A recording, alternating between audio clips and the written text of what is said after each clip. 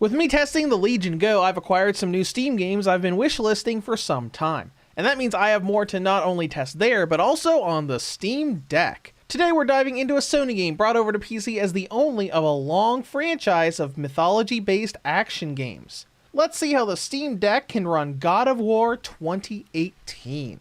With launch options, Proton can give you a boost in FPS, but it's pretty small. I attempted this with Experimental, 713, and 816. 8 and 7 gave me the most, raising areas of the game with FPS in the mid-30s to the high 30s. But all in all, we're talking maybe 3 or 4 FPS at the most. Then we get to settings.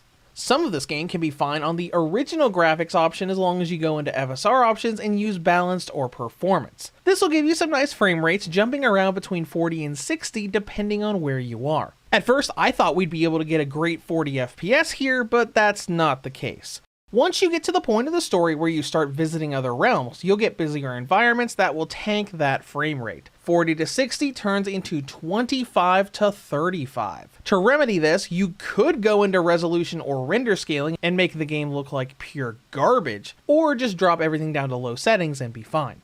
You will get fluctuations, and I did admittedly get 28 FPS during a cutscene on low settings, but it'll generally stay above 30 for the entire game. With this in mind, I'd recommend locking the deck down to 30 FPS and run the game that way. You will get a pleasant experience, similar to what the PS4 version of this game ran at, just a little less pretty. Next up is battery life. On the original Steam Deck, this game will get a battery range of around 2 hours on high brightness and 2.5 hours on low brightness. As we wrap this up, would I recommend God of War 2018 for Steam Deck users? I would say mostly yes. You can get the game to look decent and run above 30 FPS for 99% of the game. It isn't perfect, and you'll definitely get better results on other handhelds like the Ally or the Legion Go. But it's still pretty nice if you want a more PS4-like experience on the Steam Deck.